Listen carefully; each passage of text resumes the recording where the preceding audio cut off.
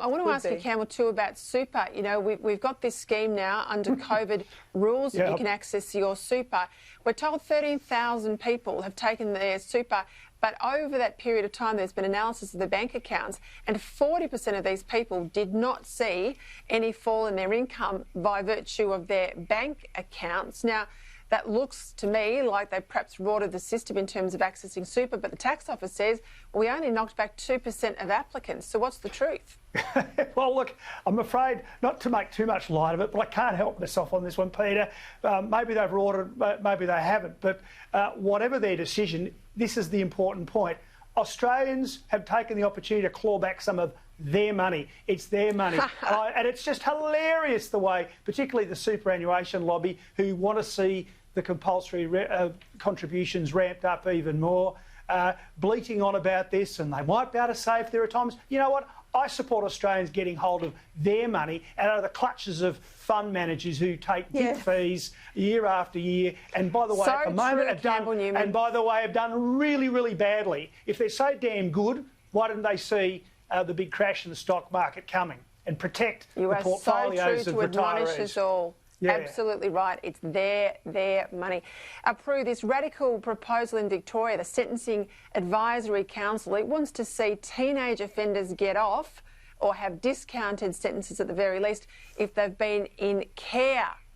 What's that about? Isn't it meant to be a justice system? You know, there is no justice system down there. It's so weak. You know, if you're a bedwetter or a thumb sucker, you get a slap on the wrist.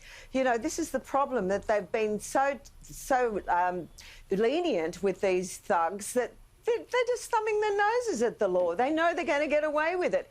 What I'd like to see is a toughening on the parents because, you know, frankly, you know, no kid is born bad, but clearly the environment they've been raised in or not raised in has been, you know, an influence on their behaviour. Well, many of these kids, the whole point is they're in care. The whole point is in care, but the system is clearly not looking after them. If they're supposed to be in care with the state system, we saw this, we just had a talk with Deb Frecklinton about how bad it is in Queensland.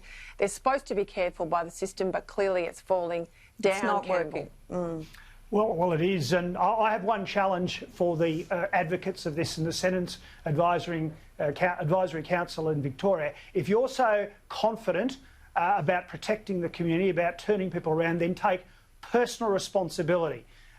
Take personal responsibility for each of your charges, each of the people that you think should be dealt with more leniently. And if they do nothing wrong, fine. But if they inflict pain, misery, criminal activity, God forbid worse, on members of the community, then you have a duty of care to all of the Victorian community, indeed all of us Australians, if they then go and commit wrongdoing.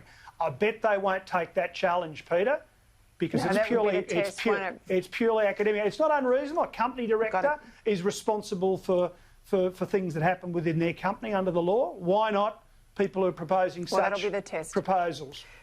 Prue McSween, Campbell Newman, have to leave it there. Thank you as always for your contribution.